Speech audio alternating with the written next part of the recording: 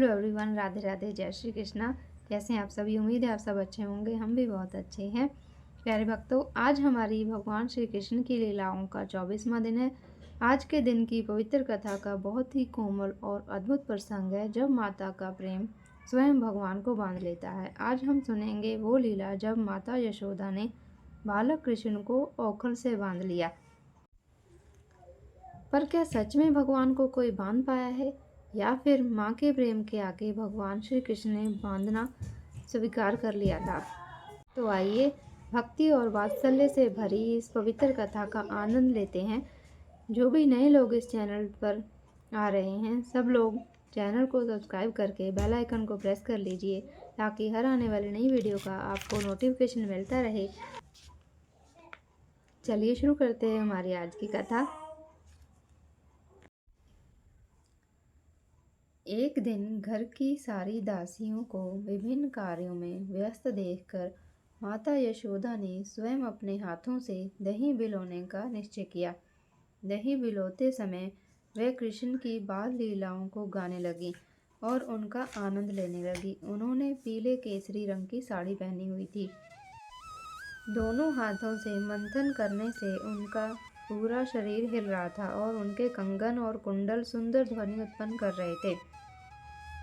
उनके सुंदर मुख पर पसीने की बूंदें शोभा दे रही थी और सिर पर लगे मालती के फूल नीचे गिर रहे थे। श्री सनातन गोस्वामी अपनी पुस्तक वैष्णव तोषणी में लिखते हैं कि यह दिन दीपावली का दिन था। नंद महाराज की गौशाला में यशोदा मैया ने कुछ ऐसी गायों को अलग रखा था जिन्हें एक विशेष प्रकार की घास खिलाई जाती थी। फलस्वरूप उनसे प्राप्त होने वाला दूध ज़्यादा स्वाद और सुगंधित होता। यशोदा मैया ने स्वयं माखन निकालने का विचार किया, क्योंकि उन्होंने सोचा कि शायद उनकी दासियां अच्छी तरह माखन नहीं निकालती, इसलिए कृष्ण दूसरे के घरों में चोरी करने जाते हैं। पहले समय में यह प्रथा थी कि यदि कोई व्यक्ति किसी वस्तु का निरंतर स्मरण करना चाहता था तो वह उसका गीत बनाकर उसे गाता रहता था। यशोदा मैया किसी भी क्षण कृष्ण की लीलाओं को भूलना नहीं चाहती थी और इसलिए उन्होंने ऐसे गीत बनाए जिन्हें वे मंथन करते समय गाया करती थी। 24 घंटे कृष्ण भावना में रहने के इच्छुक भक्तों को इसी रीति का पालन करना चाहिए। यशोदा का गीत सुनकर कृष्ण की नींद खुल गई। वह अपने नन्हे पैरों से चलकर उनके पास पहुंचे और संकेत द्वारा माता के स्तनपान की इच्छा व्यक्त की। कृष्ण को इतनी भूख लगी थी कि उन्होंने माता को दही मंथन से रोकने के लिए मथनी को पकड़ लिया। मैया ने सुखपूर्वक कृष्ण को अपने गले से लगाया और अपनी गोदी में बैठाकर स्तनपान करवाने लगी। तीव्र स्नेह के कारण उनके स्तन असीमित दूध से भरे थे और कृष्ण को प्रसन्नतापूर्वक दूध पीते देखकर वह मोहित होकर उनके मुख को निहारने लगी। अचानक यशोदा मैया ने देखा कि चूल्हे पर रखे दूध में उफान आने लगा। उन्होंने तुरंत अपने पुत्र को उतारकर नीचे रखा और दौड़कर दूध को संभालने चली गई। अभी तक कृष्ण का पेट भरा नहीं था और इस प्रकार माता द्वारा उपेक्षित होने पर उन्हें क्रोध आ गया।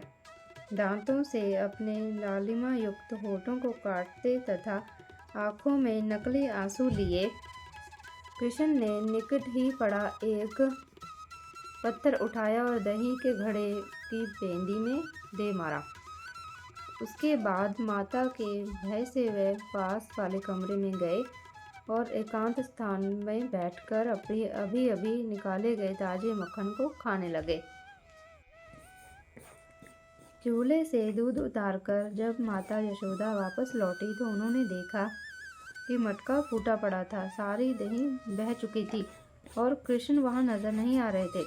उन्हें समझते हुए देर नहीं लगी कि यह शरारत कृष्ण की है। यह सोचकर कि उनके दंड के भय से कृष्ण वहां से भाग गए थे, वह मुस्कुराने लगी। दही में सने कृष्ण के छोटे छोटे पैरों के चिन्हों का पीछा करते हुए माता यशोदा कुछ ही क्षणों में कृष्ण तक पहुंच गई।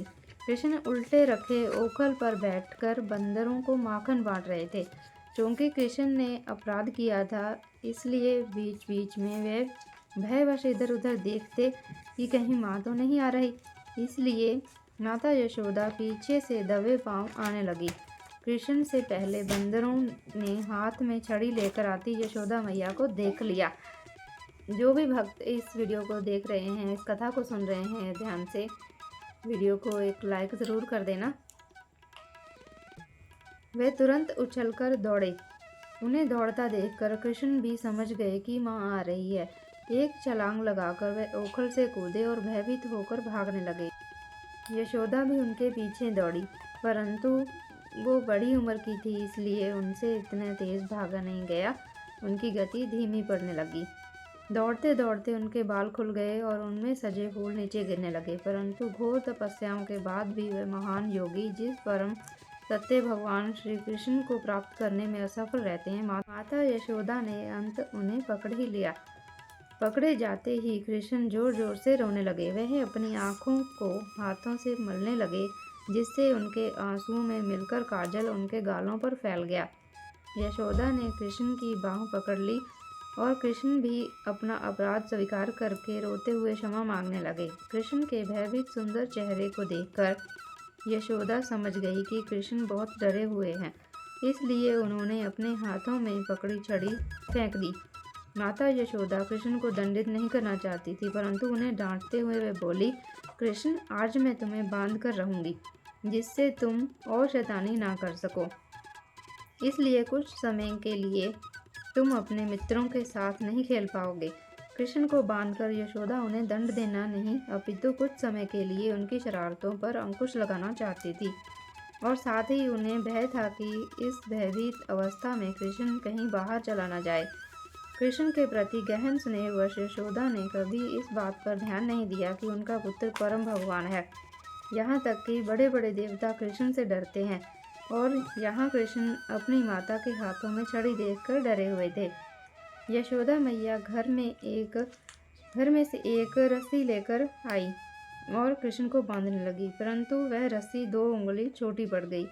वह फिर से अंदर गई और जोड़ने के लिए एक रस्सी और ले आई, परंतु दोनों को मिलाकर बांधने के बाद भी रस्सी उतनी ही छोटी थी। एक एक करके उन्होंने घर की सारी रस्सियों को जोड़ दिया, परंतु इतना होने पर भी जब वह कृष्ण की कमर को बांधती तो रस्सी 2 उंगल छोटी पड़ जाती। आस पड़ोस की सारी स्त्रियां वहां जुटकर इस तमाशे को देख रही थी।